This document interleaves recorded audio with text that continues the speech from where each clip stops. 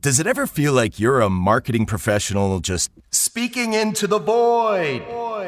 Well, with LinkedIn ads, you can know you're reaching the right decision makers. You can even target buyers by job title, industry, company, seniority, skills.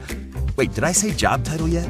Get started today and see how you can avoid the void and reach the right buyers with LinkedIn ads. We'll even give you a $100 credit on your next campaign. Get started at linkedin.com/results. Terms and conditions apply. Hey, it's Ryan Reynolds here from Mint Mobile. Now, I was looking for fun ways to tell you that Mint's offer of unlimited premium wireless for $15 a month is back. So I thought it would be fun if we made $15 bills. But it turns out that's very illegal. So there goes my big idea for the commercial. Give it a try at mintmobile.com/switch. Upfront payment of $45 for 3-month plan, equivalent to $15 per month required. New customer offer for first 3 months only. Speed slow after 35 gigabytes if network's busy. Taxes and fees extra. See mintmobile.com. This message is sponsored by Greenlight. With school out, summer is the perfect time to teach our kids real-world money skills they'll use forever. Greenlight is a debit card and the #1 family finance and safety app used by millions of families, helping kids learn how to save, invest, and spend wisely. Parents can send their kids money and track their spending and saving, while kids build money confidence and skills in fun ways. Start your risk-free Greenlight trial today at greenlight.com/Spotify. That's greenlight.com/Spotify. AI is moving fast. So fast, it's hard to keep up. In fact, in ServiceNow's latest AI Maturity Index, scores dipped 20% from last year. But that's okay, because AI isn't a sprint. It's a marathon. You may be behind today, but tomorrow, you could be a pace setter. Dive into ServiceNow's AI Maturity Index and see how you can innovate as fast as your ambitions. Visit servicenow.com/AI maturity. How do you top your love for your cat? With a cascade of decadent savory gravy over a mouth-watering mousse pâté. Fancy Feast gems. 2 gourmet pâtés in 1 convenient pack. Simply peel and plate to reveal a pyramid shape that makes eating delightful and pamper her with an experience as extraordinary as she is. Turn the everyday into the extraordinary with Fancy Feast gems. This episode is brought to you by State Farm. Knowing you could be saving money for the things you really want, like that dream house or ride, is a great feeling. That's why the State Farm Personal Price Plan can help you save when you choose to bundle home and auto. Bundling, just another way to save with a personal price plan. Prices are based on rating plans that vary by state. Coverage options are selected by the customer. Availability, amount of discounts and savings, and eligibility vary by state. Ryan Reynolds here from Mint Mobile. With the price of just about everything going up, we thought we'd bring our prices down. So to help us, we brought in a reverse auctioneer, which is apparently a thing. Mint Mobile Unlimited Premium Wireless. How to get 30, 30, bet you get 30, bet you get 20, 20, 20, bet you get 20, 20, bet you get 15, 15, 15, 15, just $15 a month? Sold! Give it a try at mintmobile.com/switch. Upfront payment of $45 for 3-month plan, equivalent to $15 per month required. New customer offer for first 3 months only. Speed slow after 35 gigabytes if network's busy. Taxes and fees extra. See mintmobile.com. Does it ever feel like you're a marketing professional just speaking into the void? Well, with LinkedIn ads, you can know you're reaching the right decision makers. You can even target buyers by job title, industry, company, seniority, skills. Wait, did I say job title yet? Get started today and see how you can avoid the void and reach the right buyers with LinkedIn ads. We'll even give you a $100 credit on your next campaign. Get started at linkedin.com/results. Terms and conditions apply. Have you ever spotted McDonald's hot, crispy fries right as they're being scooped into the carton? And time just stands still. Ba-da-ba-ba-ba. Welcome to the HCI family of podcasts. We're your source for personal, professional, and organizational growth and development. We share our own original research, explore industry trends, and interview executives and thought leaders from across the globe. Join us for practitioner-oriented content around all things leadership, HR, talent management, organizational development, and change management. Maximize your personal and organizational potential with the HCI family of podcasts. Jennifer Mulholland and Jeff Shuck, welcome to the conversation today. Thank you. Great to be here. Thanks for having us. It's a real pleasure. Jennifer, you're joining us from Park City, Utah. Jeff, you're joining us from South Bend, Indiana.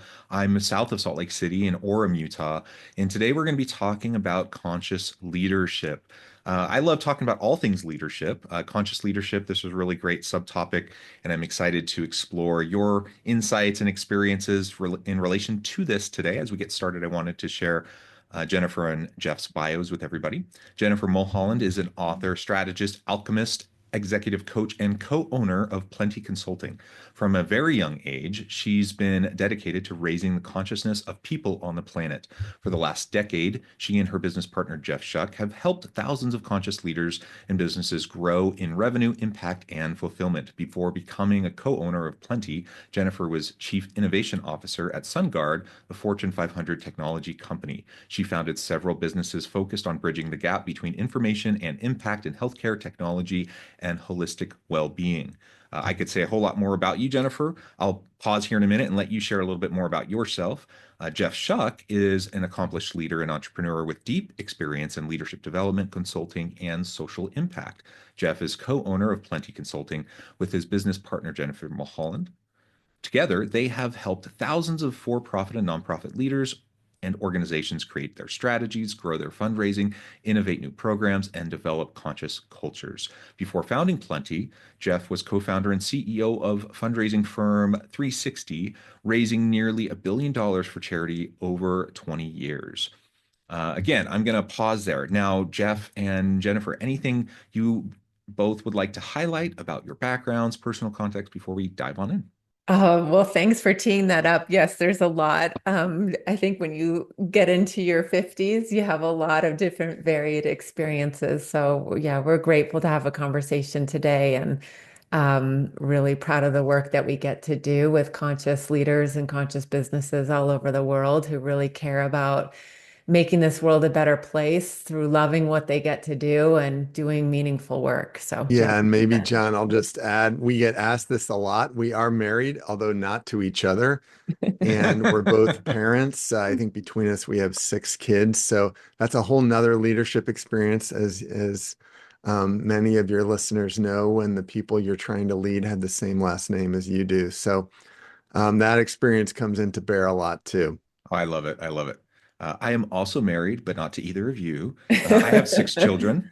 Wow. And you're absolutely right. Down here in Orem, I'm a professor here at Utah Valley, and I love your social impact focus. In addition to being chair and professor in the organizational leadership department, I'm academic director of our Center for Social Impact here at UVU, and we do a lot of work in the social impact space. In an effort trying to at least make a small difference in the world, making the world a better place. The world is so messy. There's so much to do, so much that needs to be done. And so I just applaud you and your work and the many efforts that you're making to make that impact sustainable. So congratulations on the good work that you do. And I'm excited to hear more about that work and how we can all do a little bit more, do it a little bit better as we move forward. All right, well, let's start with defining conscious leadership a little bit. To you, what does that mean, conscious leadership, and how can leaders benefit from it? Yeah, well, we define it as we've written in our new book, Leading with Light, Choosing Conscious Leadership When You're Ready for More, in 3 ways. Conscious leadership to us means being aware, aligned, and intentional about how you lead yourself and how you lead others in work and life.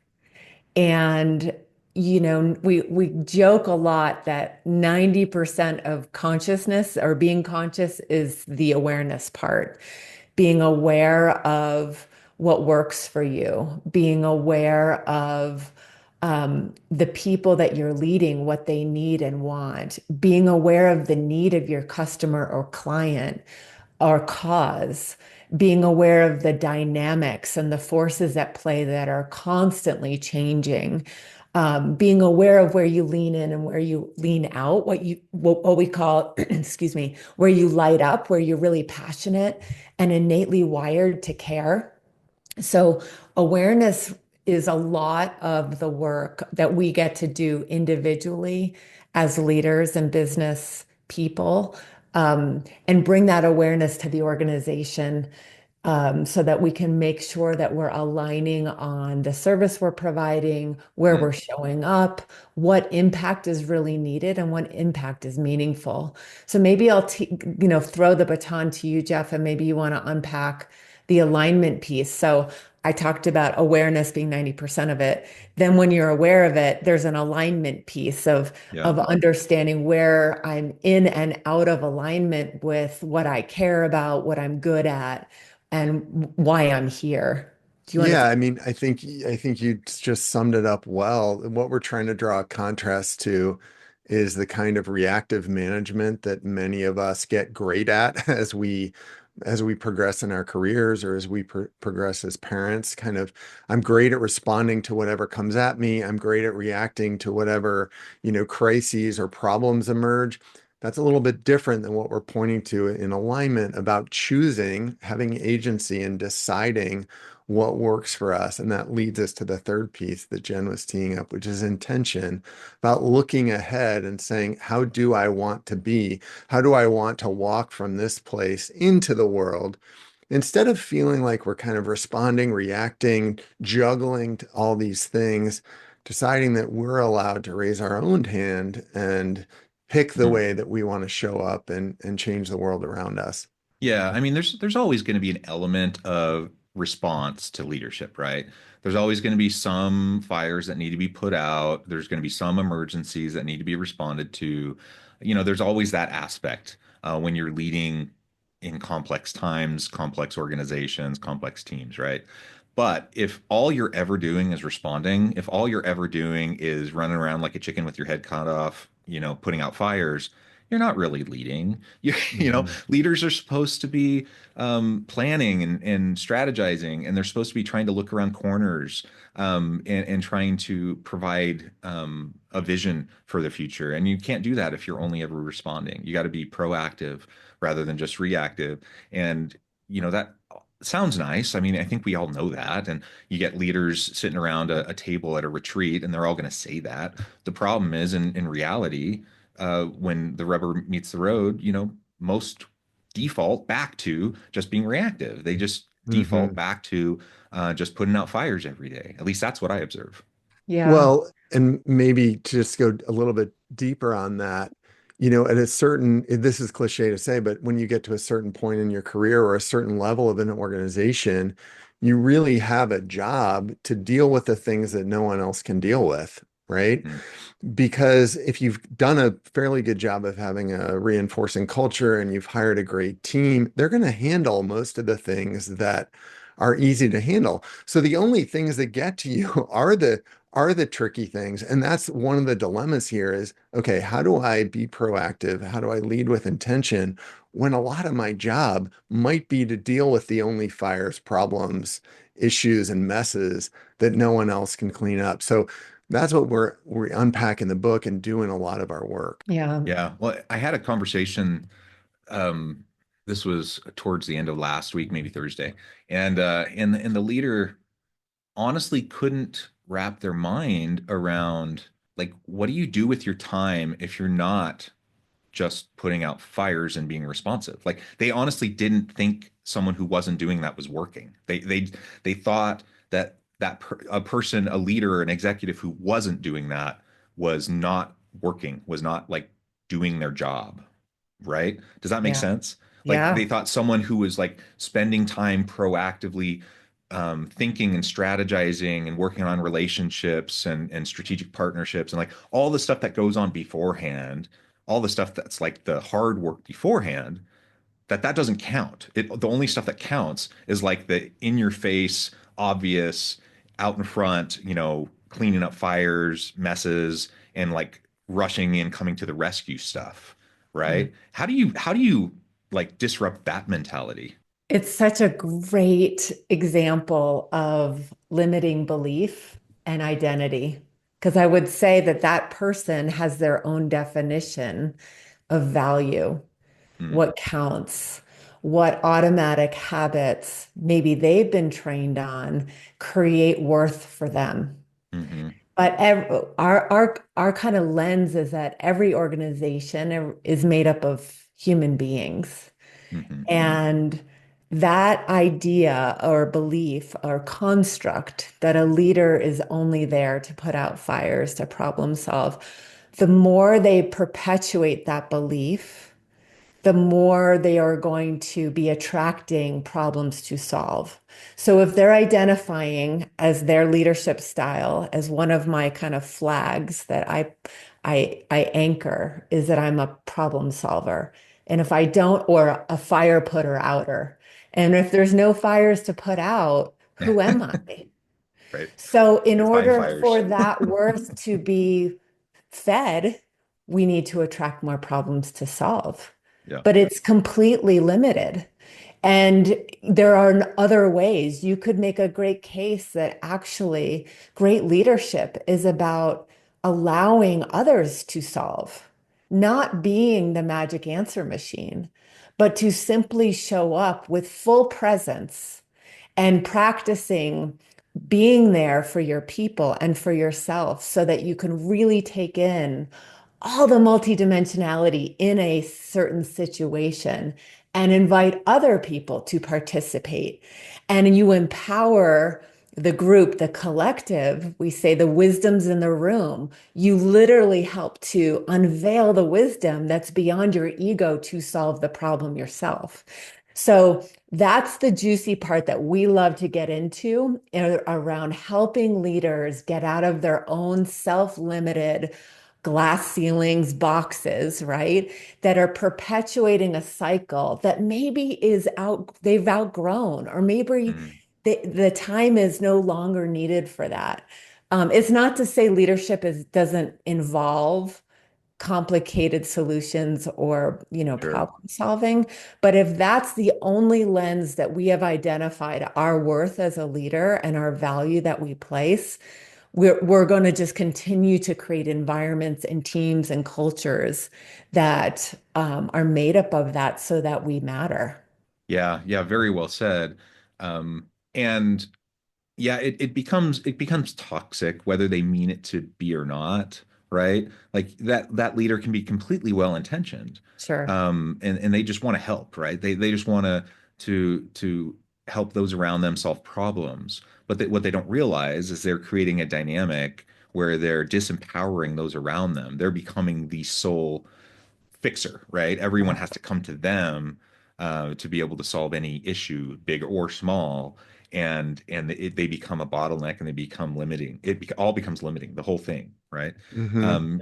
And it just, regardless of their intention, it really just becomes very frustrating to everyone around them. Well, and I'll thread back in the social impact space, which you brought up at the beginning of the call, and it's where we've done a lot of our work. And because, as you said, there are a lot of messes to clean up in this world, there's an archetype in that space that's probably in every industry where people shine in times of crisis, whether Yeah, it's yeah. a fire, whether it's, a relocation, whether it's hurricane relief, whatever it is. And that we need people like that. But when you only can shine in a crisis, as Jen's pointing to, you start manufacturing crises. And there are really competent people that we've worked with who externally are incredible at dealing with messes and cleaning them up, but then need to make messes in their own organization because it's the only way that they can see that they're exercising their leadership. So it's tough to say, the best leaders when things are chaotic exude calm. They don't ramp up the chaos. And conversely, sometimes when everyone's complacent, the role of a leader is to shake things up a little bit and to be a little provocative.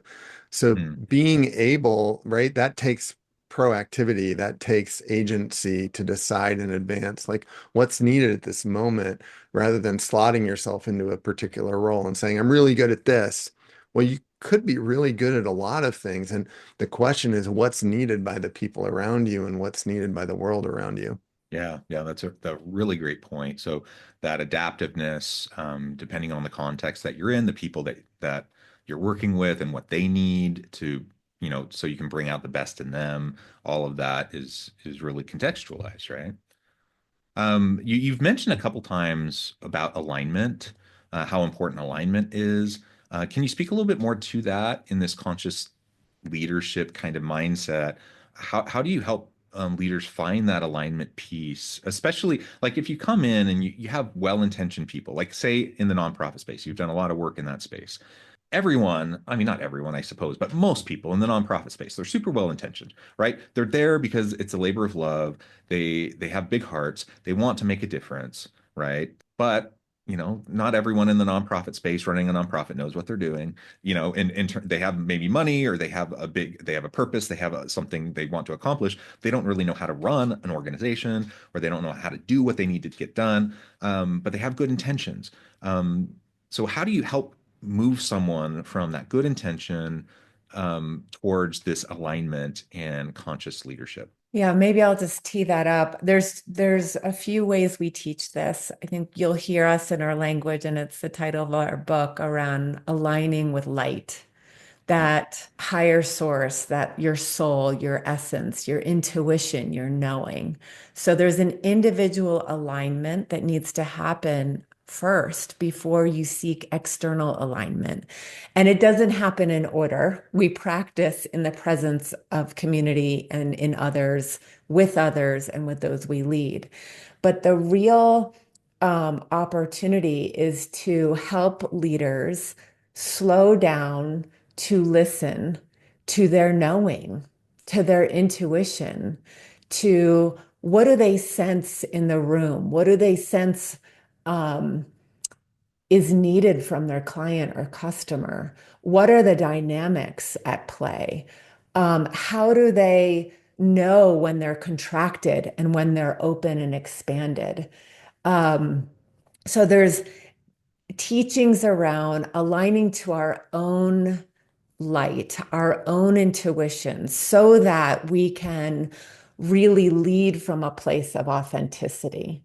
And when we do that, we really kind of teach people to be present, to bring their full presence to their leadership.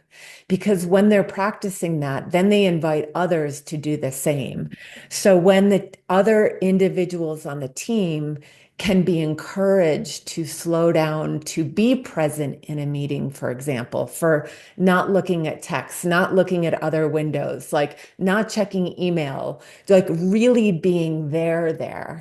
Then what happens is they're able to bring more awareness, more sensing of what needs to be discussed, solutions bubble up, different pathways to discuss happens, right? And then there's a way that we can really we facilitate, we call it the Trinity of Alignment, helping teams uncover their passions, their strengths, and making sure those two things are aligned to the need of the organization, or need of the community, or need of the cause. That there's a simple way to architect, where do we light up? Where do we naturally lean in and come alive? We call that passion. What are we really great at? Our strengths. And then how do those things individually and collectively on the team align to the need of the organization, cause, or community? So it's not rocket science, but we kind of have put a lot of layers and in complexity of how we're surviving, instead of slowing down to really talk about what lights us up, where do we lean in, what matters, and how do we know when we know, all those things that kind of get corrupted when we're running on the hamster wheel fighting out fires. And that last point, John, if I may, there's a nuance here, or a subtlety here, that's not leadership 101. It's like, I don't know if we're at leadership 401, but it's at least leadership 201. And it's what Jen just said about knowing when you know. Again, as you move in your career, you get good at solving problems. You also get good at pushing through. There is a role of putting the reps in sometimes, right? We have to apply ourselves. And yet, Often we can get so good at applying ourselves that when we hit resistance in solving a problem, in closing a deal, in changing the culture of a team, whatever it is, often an accomplished leader says, okay, oh, resistance, I know what to do. Push harder, right? Like, I've learned this. Now I just need to work harder. But if we allow ourselves to kind of see what is, to see as a child instead of labeling it, we might allow ourselves to learn, okay, well, shoot, when I hit resistance, maybe I should try something different. When I hit a dead end, instead of trying to climb the wall or bulldoze through it, maybe I should take another route. And so it's really simple, and yet I think it ends up being counterintuitive to what most of us learn in our careers. Often it's hard for the people we work with to articulate what really lights them up, what Jen's saying, but everyone can really easily say what frustrates them, right? Or where they get discouraged. So we can sometimes start there and say, where are you hitting roadblocks? Where are you hitting resistance? What if those were signs that those are things to delegate or do differently, or, invite a partnership in for?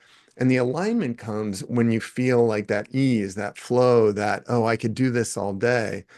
So I just want to point, it's a nuance here, because there are times we need to apply ourselves. There's a role of work, but effort is optional. And I think that's what sometimes gets hung up. And if we can find the current, right, is how we talk about it in the book, we can paddle a lot faster than if we're pushing against the current. Yeah, you're absolutely right. It can be tricky because we all want to develop resilience within ourselves, right? Hard work, resilience, to be able to the ability to do hard things and to push through, the difficult things. And we all have things in our jobs that we don't like. I mean, I love being a professor. I love doing research. I love consulting with businesses, but there's things that I have to do that I don't like so much. I always use the example, like, I don't love grading papers. It's an important part of being a professor. I have to do it. I like providing feedback to students, but I don't like grading papers. I'd rather just be able to sit in a room with them and then be able to like talk to them about, their paper, rather than have to like mark it up and then, half the time they don't even look at it. And so, but guess what? It's part of my job. I have to do it, and hopefully I can do a good job of it. And we all have that. We all have different aspects of our jobs that we have to do. And so, learning how to do the things that maybe we don't like so much, but to do them well anyways, and do them in a way that can matter, to be resilient, yet to your point, to be able to also know when we're just spinning our wheels, pounding our head against a brick wall for no reason whatsoever, just because someone said, it's important to keep powering through. Like, that's just stupid. And yet that's kind of, I think, how so many people end up spending and wasting so much of their energy and time, emotional energy, trying to push through things that just don't need to be pushed through. Just step over it, or go around it, or do something totally different. And that's a mindset shift that I think a lot of people have a really hard time adopting. And it really can be quite liberating once you kind of have that self-discovery. Yeah.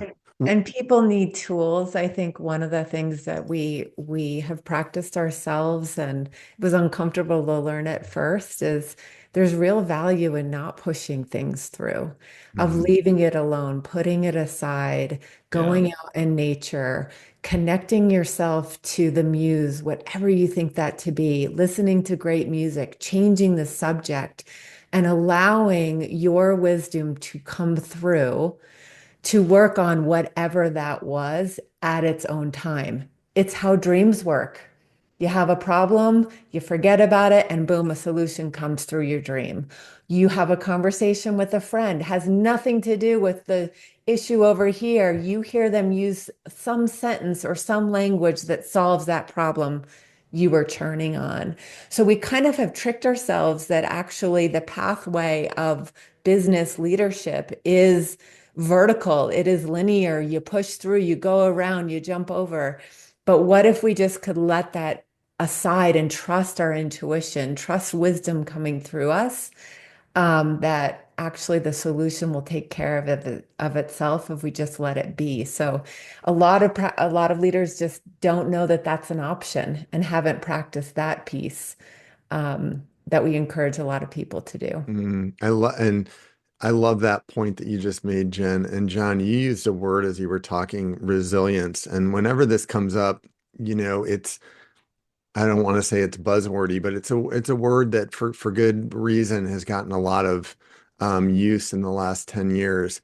I do think we've shorthanded resilience to mean toughness, which is one meaning of toughness, but it also has a connotation of elasticity or pliability of being able to spring back, and not necessarily like having a backbone like a steel bar, but being able to bend and sway. And that's really what we're talking about when we talk about alignment and intention and what Jen's talking about is not feeling like you have to be tough as nails.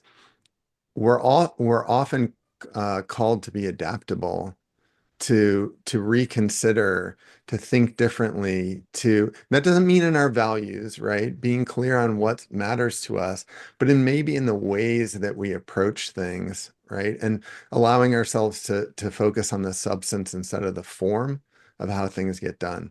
Jeff and Jennifer, this has just been a fantastic conversation. I know we've only scratched the surface, but I also know at the time I need to let you get on with your busy days. Before we wrap things up, I wanted to give you a chance to share with the audience how they can connect with you, find out more about your work, where they can find your book and other resources, and then give us the final word on the topic for today. Sounds great. Well, maybe I'll plug, and then Jeff, you can give us the final word. Here's a picture of our book, Leading with Light, Choosing Conscious Leadership When You're Ready for More.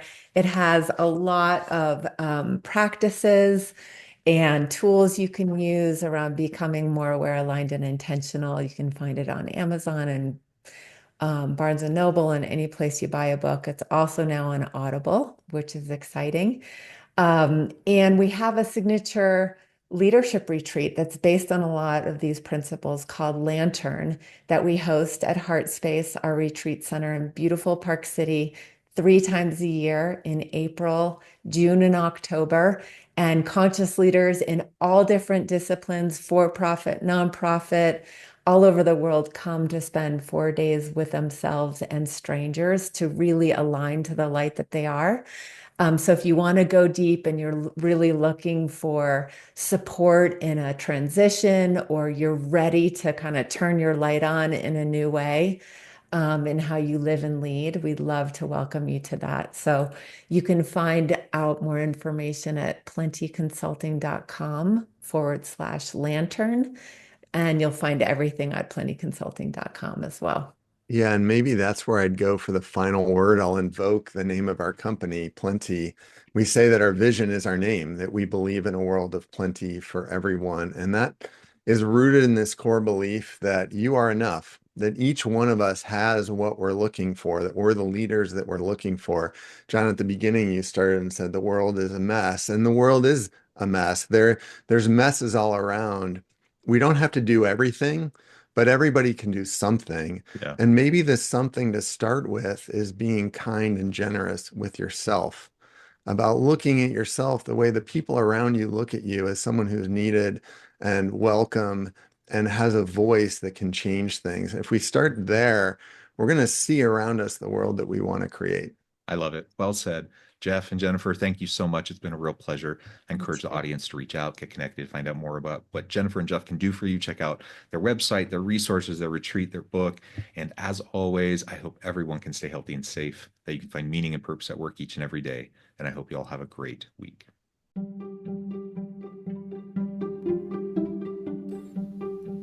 Thanks for joining us for this episode of the podcast. We hope you stay healthy and safe, and please join us again soon.